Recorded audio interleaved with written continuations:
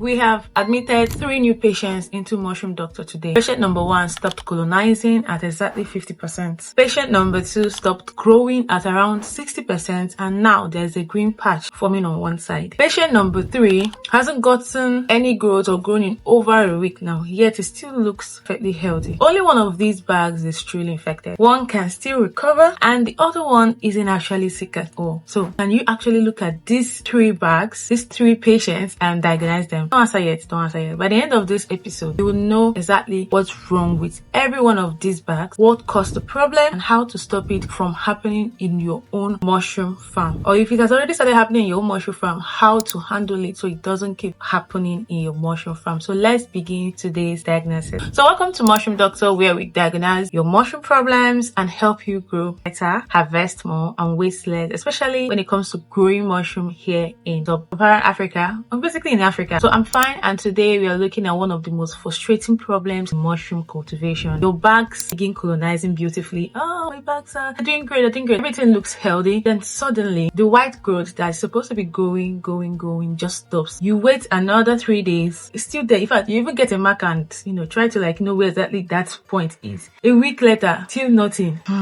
Most growers blame bad spawn at that particular point. Some blame the weather, okay? Others simply hope the bag will wake up from its turn from Sleeping Beauty to a princess. But in most cases, the real mistake happened days before the bag actually stopped growing. So let's examine the evidence. So we're going to look at these 3 bags, and then we'll understand what healthy colonization look like before we begin to diagnose what a sick mushroom bag looks like. We need to know what a healthy bag really looks like. Many beginners compare themselves with other growers. Oh, my friend's bags finished in 25 days. He was able to move from incubation room to the fruiting room. Mine is taking 30 days. Mine is taking 35 days. Something must be wrong. ABC. Not necessarily. Mushrooms don't follow calendars. They follow conditions. Get a pen, write it down somewhere. Mushrooms don't follow calendars. They follow conditions. Healthy colonization is steady progress, not fast progress. Okay. During the first week after spawning, that inoculation, mycelium is settling into its new environment. It's a new terrain. Okay. You see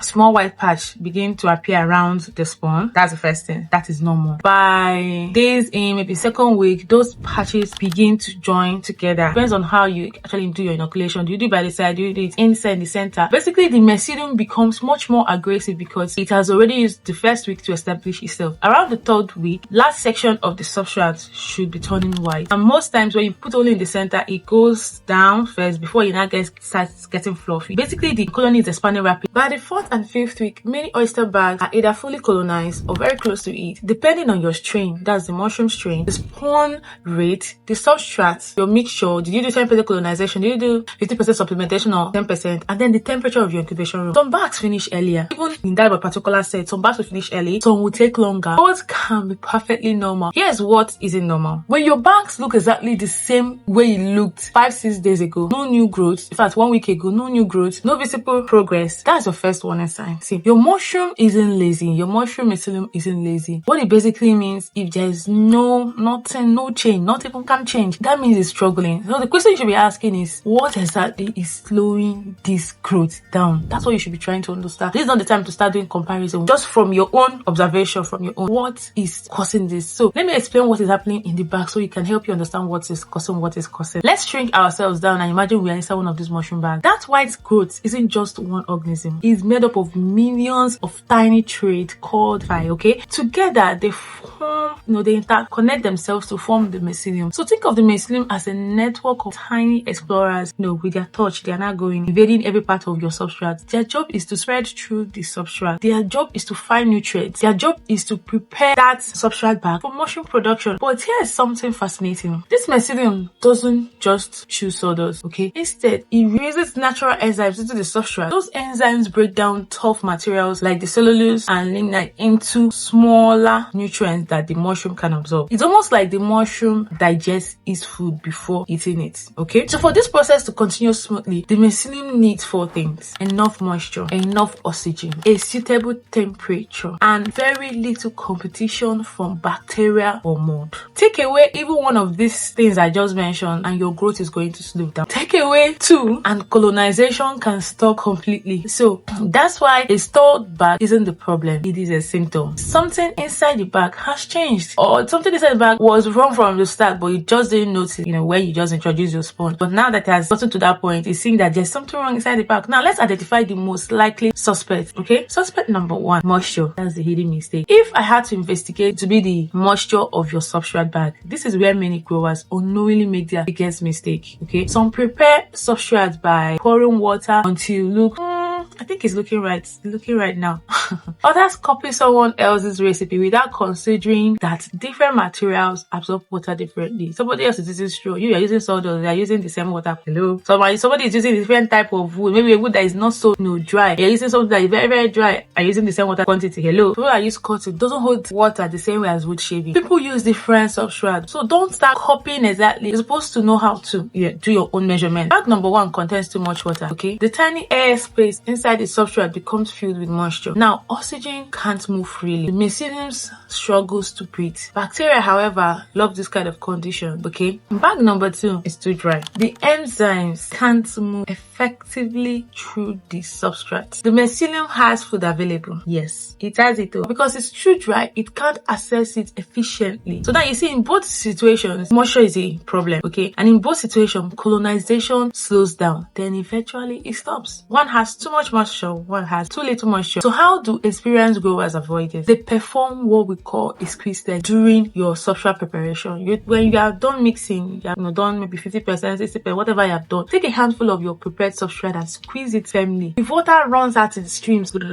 it's too wet. If nothing comes out and it doesn't even take, like if you need to open your hand, the substrate crumbles apart. It's too dry. Yes. What you should be aiming for is for just maybe 1 or 2 drops of water coming out when you squeeze. And when you squeeze, 1 or 2 drops comes out when you open your hand. It's supposed to still maintain that structure. This simple habit can prevent countless colonization problems before they even begin. But moisture isn't the only suspect in today's investigation. It isn't. So let's continue gathering evidence. Understand what is wrong with these our 3 patients. 5 most common causes of stalled colonization. Suspect number 1, weak or old spawn. So think of mushroom spawns like the engine that powers your entire crop. If the engine is weak, the journey will be slow. So healthy spawns should bright, white, evenly colonize and smell fresh. Yes, it shouldn't smell rotten. Okay, if the grains look dry, discolored, or have an unusual sour smell, then the spawn may have lost its vigor before you even inoculate your bag. Okay, always remember this thing. Healthy spawn give your mycelium a strong head start. It's not like when you're running a race. If you have a healthy mycelium, you're able to run the race better. Like it gives them a head start. Weak spawns gives contamination a chance to catch up. Alright, and for your spawns, yes, we have them available. Of the spawns, you can place your order. Meanwhile, let's get back to suspect number 2, temperature stress. Oyster mushroom don't like sudden temperature swing. If your incubation room becomes too hot during the day and cools dramatically, the mycelium has to keep,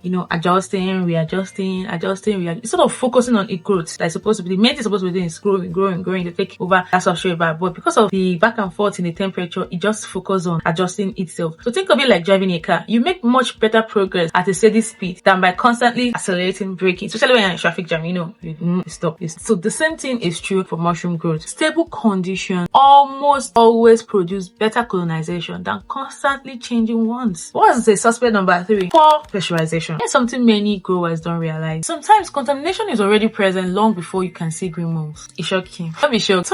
Tiny bacteria or molds survive poor pressurization and begin feeding on the substrate before the mushroom even starts. The mushroom mycelium starts doing their thing. And the mycelium is now forced into a competition it never wanted. It's like, what kind of problem? Which kind of wahala be this? What kind of problem is this? So by the time you finally see visible molds, battle has been going on for days. That's just it. That's why proper pasteurization isn't just another step in the process. It is a foundation of successful mushroom cultivation. Don't play with it. Whether you're doing cold water pasteurization or normal steam, don't joke with it. Suspect number 4 is compacted substrate. I see some people, putting their hand, hitting it. I don't really know the magic how it works for them. But believe me, tightly packed bags look more. They look professional, more professional. But unfortunately, your mushroom will disagree with it. When substrate is compressed too tightly, airflow inside the bag becomes limited. That's why some people use, pipe and, air, something that allows air to go in. If you're going to tie it, please make sure that you're not compacting it. You're going to tie it, make sure you're not compacting. So that oxygen can move through the substrate efficiently. Firm is good though. Overpacked is not. Your bag needs to be firm, yes, I agree with you. But let it not be, you press it. Always pack your substrate enough to remove large air pocket, but but don't compress it so tightly that it becomes difficult for your myceliums to breathe. Please take that from me. Then suspect number 5, I think that's where we are, is already the bags too often. Okay, this mistake is surprisingly common. Every day some growers pick up their bags, squeeze them, rotate them, move them from shelf A to shelf B just to check on them. Please don't keep moving them around like that. That's why I prefer you to put the front of where you put your mycelium facing you so that you can easily use your eye to scan through. Constantly handling creates unnecessary stress, and you don't want that for a minute. You want those bags to focus on growth. Once your bags are inoculated and placed in the incubation room, resist the temptation to keep moving them around. Just observe them, okay? Don't disturb them. So from your inoculation point, face it where you can see them. Like you walk into the room, you're able to do your scanning. Sometimes the best thing you can do for that mushroom is to simply leave them alone. Leave them alone. As long as you're not seeing any green mold, please leave it where it is, okay? Let me just teach you how to diagnose your own bags when you see them, so you don't really necessarily need to call the mushroom doctor. So diagnose your own mushroom bag. It's your turn to think like a mushroom doctor. So ask yourself these questions, these 5 questions before you make any decision. Question number 1, has the white mycelium spread at all during the last 3 to 5 days? You need to know. Has it? If you are not so sure, maybe you look at the bag and your marker to tap where exactly what it is today, and then check it again for the next 3 days. If the answer is yes, your bag is still alive and growing. If the answer is no, it's time to investigate further. Question number 2,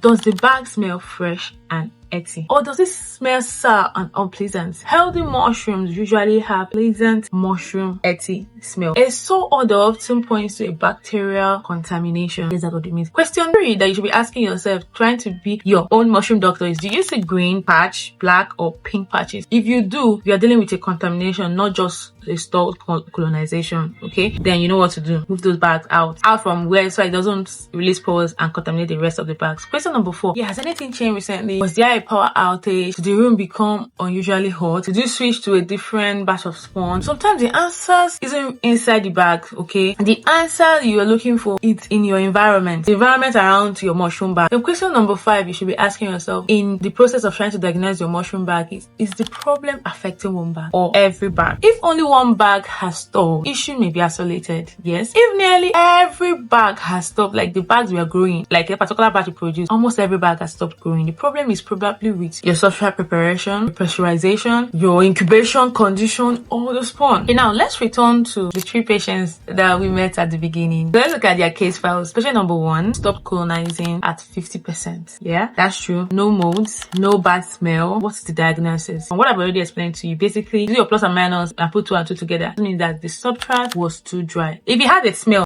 sticky and had a smell, then that means the substrate is too wet. But now everything is fine, no smell. That means the substrate is too dry. The mycelium could not continue spreading efficiently. This patient can teach you an important lesson. Not every stored bag is contaminated. So let's go to patient number 2. Patient number 2 stopped growing, then green molds appeared. They already know the answer. The diagnosis is that the poor sterilization allowed contamination to establish itself before the mycelium could fully colonize the substrate. It might not be poor pressure, it might maybe your inoculation environment, okay? But it is what it is. Unfortunately, this patient cannot be saved. It will only take a miracle. But just what you have to do is just remove the bag immediately to protect the rest of your crop, rest of your mushroom bag. Patient number 3, no visible contamination, no unusual smell, growth stopped for several days. So what do you think is wrong with this one? I think it has to do with the condition, and I'll be blaming it on his stress, okay? Once the incubation temperature, see, every mushroom strain, every mushroom species has best incubation temperature, fruiting temperature, and when it's in incubation, once the temperature is crazy, a lot of things are happening. But if you're able to maintain it, stabilize it, it's going to keep growing. So what's the lesson? Never diagnose with just your eyes alone. Always look at the evidence in front of you to be able to know what to do or what is wrong. So what's your treatment plan? Again, here on Mushroom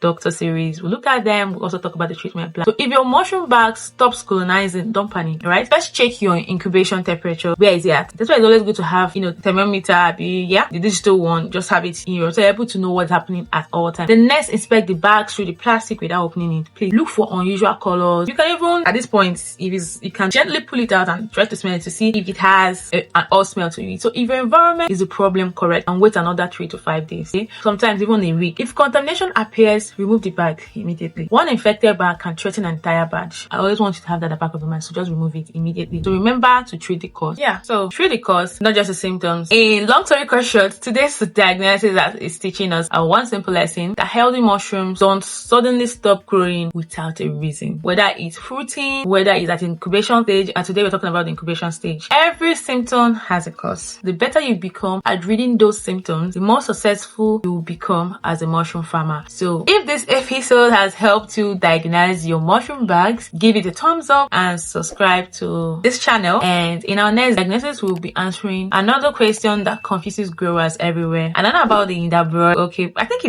also in the abroad, yes, but especially for us here in Africa, for my African brothers and sisters, why do oyster mushroom grow long stems and tiny caps? Until then, keep learning, keep growing, harvest more, wait less, and remember, in this particular series, Mushroom Doctor, every symptom has a diagnosis, and every diagnosis brings you one step closer to a healthier harvest. See you in the next episode. Yeah, bye.